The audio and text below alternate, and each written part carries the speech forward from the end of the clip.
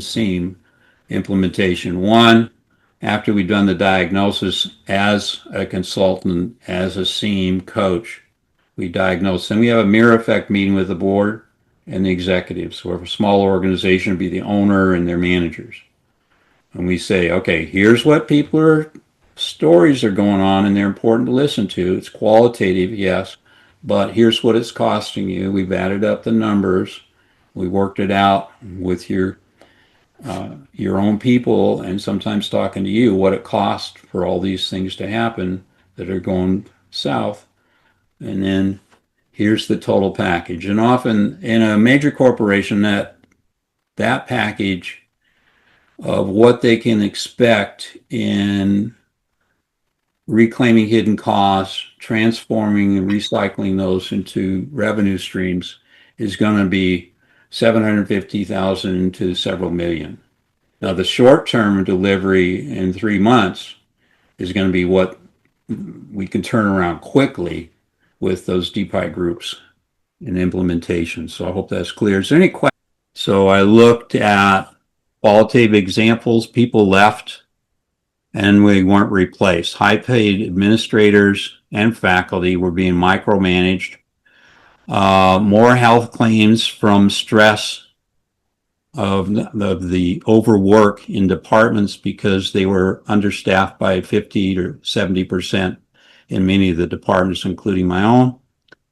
Less qualified people, right, with no result, with weaker results. So they're getting rid of older faculty, hiring younger ones, putting them on contract, not getting the results, and they think that's going to turn things around.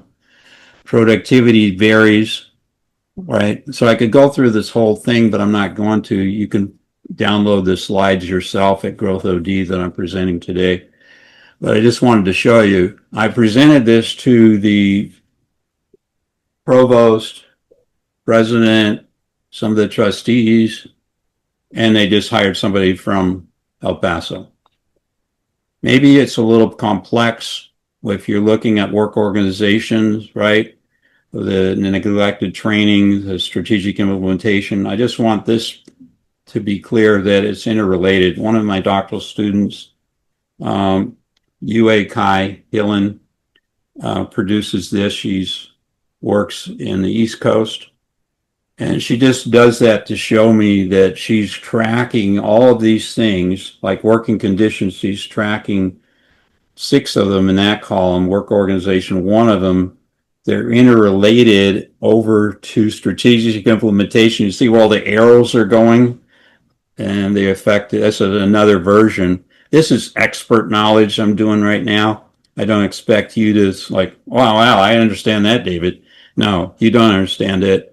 But I just want to show you the interrelationships of things that are so simple in the 4-leaf clover, but need to be developed in training.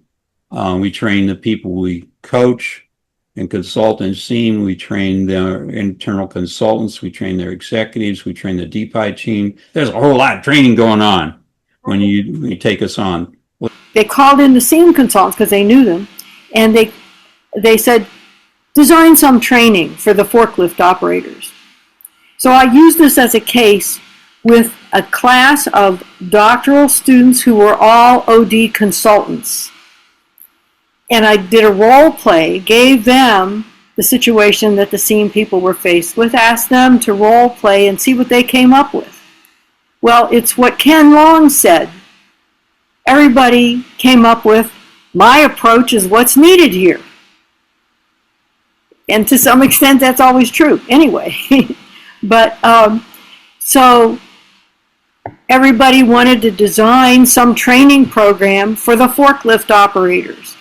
The SEAM consultants in the actual case said,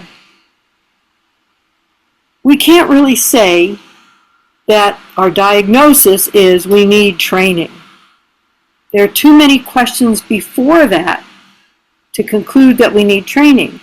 And SEAM uses what they call hori-vert.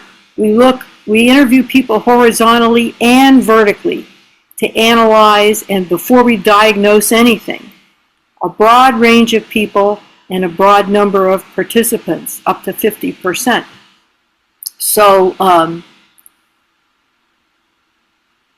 so what they found was, it wasn't that the forklift operators didn't know how to maintain their machines. They knew, but circumstances had changed. They were driving the forklifts on rough ground instead of pavement, and the operators were feeling problems in their backs. Mm-hmm. Physically, they had issues, and that physical experience caused them to hate their machines because it was causing pain. And so, yeah, let the oil change slip. If the machine is out for a few days, I get a break, right? The classic kind of thing. So, it wasn't that they needed training. It was that no one had really considered all the aspects of the situation until SEAM went in and interviewed the range of people. And the other thing then is, for improvement projects, it's a bottom-up process. What does the work team want to take on? Where do they think they're going to get a payoff for their efforts? Because those payoffs are shared. So again, it's very much bottom-up as well as top-down. Beautiful example, Grace Ann. Wow. One of the things that brings up is what in the socioeconomic approach, since we're in it for a long-term transformation, a case like that is built up and shared within the socioeconomic community because it's such a great training case, because people assume it's the fault of the driver. Oh no, it's the fault of the shop mechanic. They can't keep these repaired, or the machine is too old. You know, and then you get down to it by talking to everybody and you go, well, wait a minute, there's something called pavement that we did away with a few years ago. And that 10,000 euro investment in pavement we didn't do is causing 500,000 euros a year in absenteeism, injuries, claims, bad communication. And the diagnosis there shows you that it gets down to working conditions, work organization, the 3 C's, the training they need, the time management, the strategy. So there's something off in strategy, but there's something off in the other 5 elements too. And getting them out there quickly. In the B spiral, we're looking at some tools, some time management. I didn't show you today, but another time. Internal, external strategic planning, the internal stakeholders, the external, having a priority action plan for what we're doing that fits in the strategic plan, competency grid, like what competencies do I have now? What do I need? What does people in my department have? What do they need, each of them?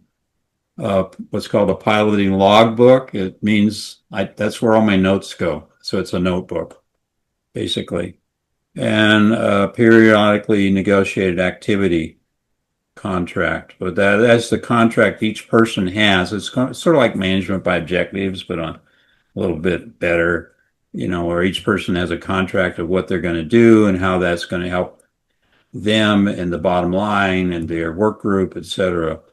And then the C spiral, strategic decisions, do the change management, the change technologies, then move to change procedures, then spiral out to change product and markets. Maybe you're in the wrong market, the wrong product design, changing the management system, maybe the problems at the neck of the bottle, and developing human potential all the way through. So that's the forces of change in 3 directions coming out of that simple 4-leaf clover that has roots. We went through this already. We went through all of those. And I showed you an example of a university gone. Yeah, that same university right now, by the way, I went and visited them, and the new dean of the business college, he doesn't have enough to afford to have department heads, so he has faculty being temporary department heads because there's no money to hire department heads. there's no money to hire faculty because they haven't done the kind of things in this diagram. And I explained that to him. He says he wished they would have done that because they hired Deloitte Consulting Group. Consultant came out of El Paso, charged them nearly $1 million for a week's worth of advice. And it was basically spreadsheet advice. And we showed you this by Yue Kai. Her first name is Yue, Yue Kai Hillen. And she's married to Mark Hillen. And that's a fun diagram. But they were, you know. Well, I hope you've enjoyed today. And I want to